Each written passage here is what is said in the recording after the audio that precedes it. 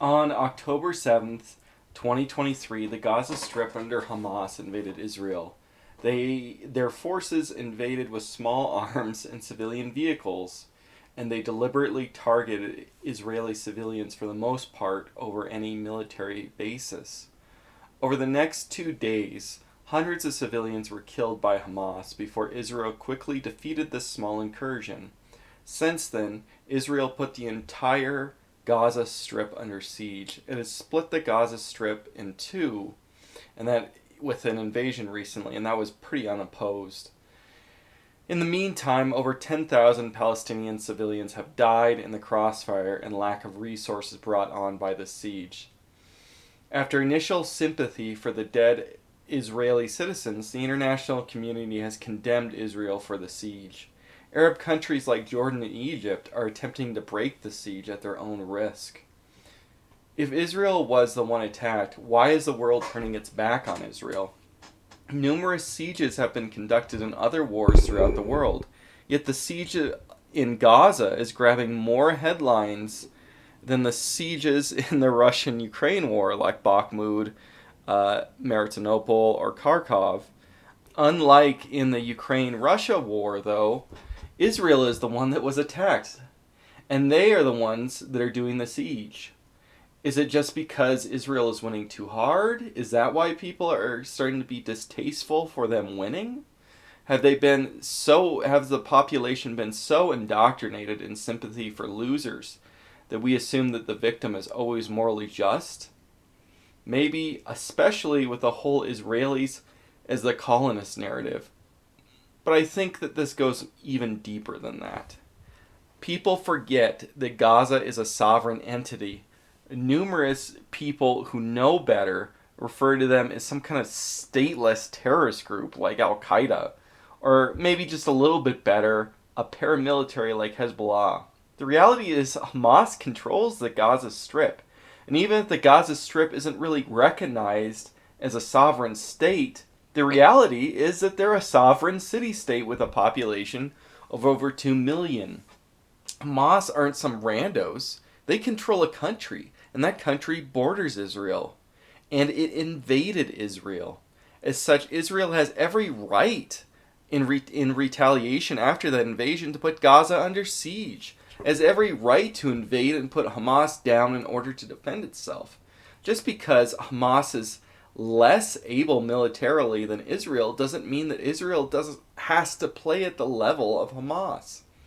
If a criminal runs at a police officer with a knife, the officer isn't obliged to fight him in melee combat. We recognize that police officer has every right to shoot the aggressor. As such, it is the same with Israel and Gaza. Why are so many commentators who know better making these wrong claims? Especially ones that don't even have a pro-Arab bias. Why is America telling Israel to restrain itself? Not long ago, Israel had captured the Congress and the Senate in the United States. Now we see somebody like Ben Shapiro is being widely mocked and made fun of by supporting Israel. It seems that the public support for Israel in America, the wider Anglosphere, and indeed the West, is on a marked decline. Why? The answer is fatigue. The world is tired of seeing Israel slaughter Palestinians. To most people, it feels like Israel is some kind of abusive pet owner that just kicks their dog every now and then. So they're going to forgive the dog for biting back every once in a while. Even if we know that Israel was the one that was bit by the dog first. Even though Hamas is the dog biting first, the world is more disgusted when Israel blows up hospitals than when Hamas attacks first. The problem is that Israel is a dog owner, and they are in control of this situation. We know that they can pick up the dog and move it out of the house. They can put the dog down. But the reality is they aren't doing so. They're not solving the problem. It's a never-ending cycle of violence where Palestinians get the short stick, and Israel never gets any wiser. So why does Israel never get any wiser? Well, the answer is democracy. Democracies are casualty adverse, meaning that Israel will commit itself to fighting for a short while, but it's never going to go the distance and ultimately defeat and disarm these attackers. If it were to try and put an end to the problem, the obvious loss of life for both the Israeli servicemen and to a lesser extent the Palestinian citizens would entail much too much for the democratic state to stomach. The government of Israel knows this, and so they always pull out after a handful of servicemen die in all these wars. So in 2006 in Hezbollah, and now the first 2 or maybe even 3 wars with Hamas. The result is that Israel is surrounded by enemies it could easily overpower but never does. It's a situation not unlike the Aztec Empire. Hamas, Hezbollah, and the PLO, even if they haven't fought for over 30 years at this point, are enemies always defeated but never subdued. Israel engages them in these never-ending flower wars but never destroys them. Except in the case of the Aztec Empire, these flower wars were necessary to keep the supply of slaves and human sacrifices stocked up. In our case with Israel, this is a result of the never-ending political chaos incipient within the decaying and contradictory political system of the Jewish national state.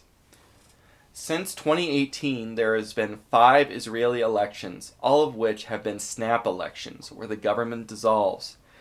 Israel is becoming increasingly ungovernable. And despite this war, Netanyahu has a dismal approval rating of 29%. It is very likely that the government will dissolve again in the near future, possibly after the war, and it's even possible that it could dissolve in the middle of the war, and that would result in the war coming to a fast end. The primary reason for all this is demographic in nature. Israel began as a secular Jewish state, which was tilted leftward, and over time has been tilting harder and harder to the right. Why is it tilting harder to the right? Demographic reasons. Secular Jews, who are the core population of Israel, are being outbred by 2 different groups. The first group are the ultra-Orthodox Jews. They are highly religious, and their closest analog is the Anabaptist and Christianity groups like the Amish, the Hutterites, and the strict Mennonites. So these ultra-Orthodox Jews, they live in a communal society, which put some pretty strict rules upon them. That society has a great emphasis on religion in their day-to-day lives. That society does not engage fully with the modern world economically.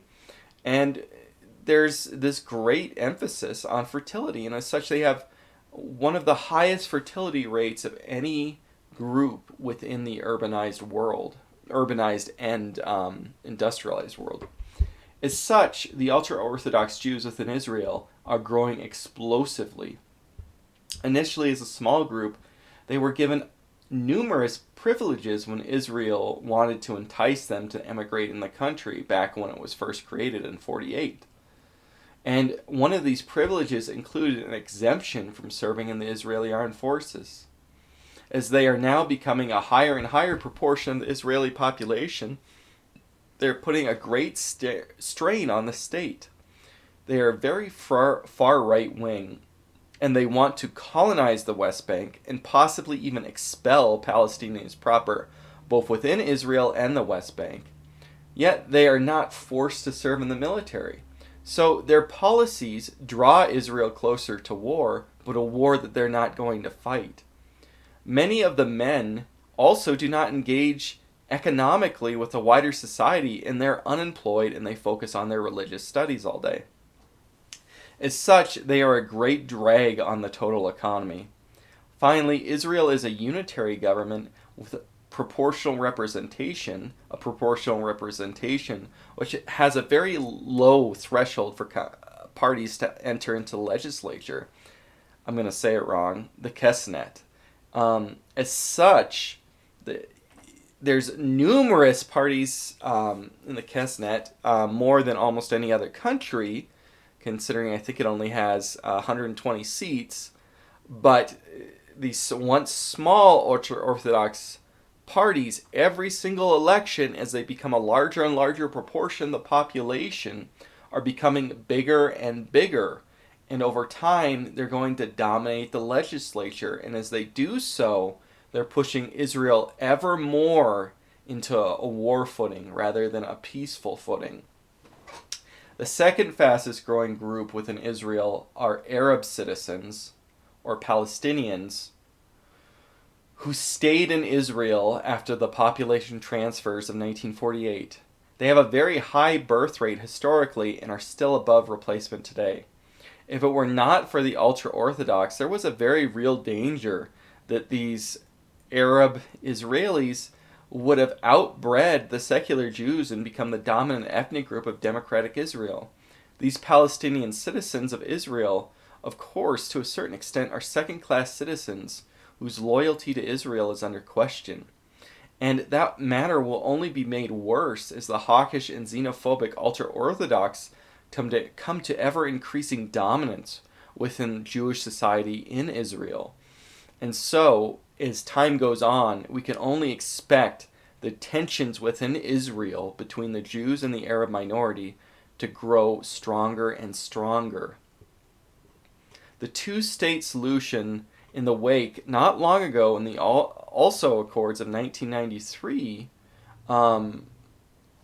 it would seem pretty possible that you'd have a two-state solution. You had Israel on one side and Palestine saying that they would just have the West Bank and Gaza on the other. But that idea is quickly becoming a fantasy.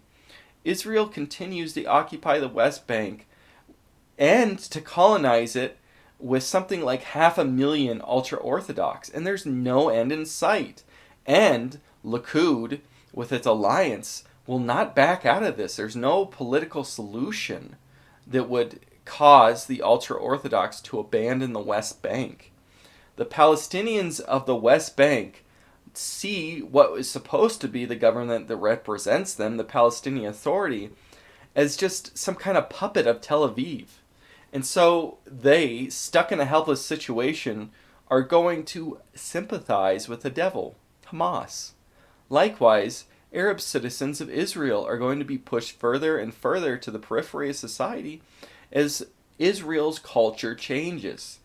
And they are going to become increasingly sympathetic to their kinsmen within Hamas, or their kinsmen with less rights in the West Bank. The sad reality is that the two-state solution is impossible as well from the Israeli security standpoint. Israel is a very small and narrow country with no strategic depth. The hilly terrain of the West Bank has to be controlled by Israel strategically, because if these highlands fell into an enemy force's hands, it could be easily used for a staging ground for an invasion. The coastal plains of Israel simply are undefendable, and for similar reasons, Israel cannot return the Golan Heights to Syria. Israel has had, at one point, pretty defensible borders following the 1967 war, when they took control of Gaza, the West Bank, the Golan Heights, and Sinai. The Sinai, a large and underpopulated area, was at a distance from Israel's population center, and it had a natural border in the canal. Also, the high places of the West Bank and the Golan Heights could help guarantee control of the flood of the coast plain of Israel, where its population lives, and were a much more natural barrier. Had Israel had a population transfer at that time, like Turkey did after the First World War with Greece, Israel would be in a much better position in the long run today. I want to say that I fully acknowledge, though, how terrible a loss of life this would have been, and how horrific the crimes that the Palestinians would have endured would have been. Yet the truth is the truth, and we can't deny its logic. The Arab world had far more African slaves than America, or any other country for that matter in the New World. Yet there are no calls for reparations and race riots in the Arab world. Why? Because there's almost no descendants of those African slaves there. That's because the Arabs sterilized the African slaves so they had no children to leave behind. And so we're faced with the horrible reality. Machiavelli was right. Do all your crimes and massacres at once. The longer and more drawn out these crimes, these massacres, these atrocities are, the less popular you will become and the more the world will hate you. The Arab world sees the Palestinians as Palestine, or keeps the Palestinians in Palestine rather than letting them emigrate because they are aware of this. They are aware that if they are seen by the wider world as victims and kept as victims, a never closed wound that's always open and always getting salt in it, that Israel's popularity around the world is not going to increase. It's only going to decline. This would be different, despite how horrific expulsion of the Palestinians would be, if it were a one-time deal. The world might be disgusted, but eventually that disgust would fade. As long as there are flower wars that are never finished every few years, then the world will keep being disgusted with Israel and it will become ever increasingly so. The longer this goes on, the less friends Israel is going to have. And it seems that the writing on this is on the wall at this point. America is going to eventually turn against Israel, or at least cease to exist. And the failure to rip off the Band-Aid for Israel, and even more so, the increasing integration of Palestine and Israel into each other, with both the Arab-Israeli population and the illegal colonization of the West Bank of Israeli citizens, Jewish citizens that is only making that Band-Aid more and more difficult to rip off. Israel may have nukes and could blow up any state enemy in the Middle East, but they can't untangle their cities in the apartheid society that they've created. This entangling is only making things worse and making the Jews and Arabs more polarized. An independent West Bank is a legal fiction. It is just an extension of Israel where the Palestinians are even more of a second-class citizen. As international support crumbles and Israel becomes more and more isolated, then perhaps their elites will feel economically forced to sign their populace into some terrible deal like the elite Boers did in South Africa in 1994. The Jews then will lose their state in a new Rainbow Republic and become doomed and powerless as a minority in that country, just as the Boers did in South Africa. And as American hegemony declines and the international community dissolves, the Frankenstein states that have been created to be these rainbow states like Lebanon or Bosnia are increasingly doomed in their own right. Once America and the United Nations and the international community fall or disintegrate, then these monstrosities can't be propped up anymore. And I think if you had this Frankenstein one-state solution for Israel, it would be doomed to outside pressure from other Arab states who would come in to gain control. Something like the Shias and the division in Iraq falling under control of their neighbor Iran. A unified rainbow state in Israel would end up being swallowed up by Egypt or Syria, and the Jews would be completely disenfranchised and powerless. The democratic state of Israel blocks the Israelis from fighting a war to end the Gaza struggle and expel the demographic threat. Either democracy will fail and the Jews will take control and devise a terrible solution, or democracy will keep kicking the can down the road and the Jews will become disenfranchised by the system they created. There is only so much time for this to play out, and every small war which Israel gets engaged in and only pulls out without solving the problem makes matters worse. As time goes by, the world is becoming increasingly indifferent to the plight of the Jews as the Holocaust fades from our memory. And Israel is becoming more and more seen by people outside of the Arab world as the oppressor and the victimizer. And within the Arab world, it was always seen that way. So, is Israel doomed?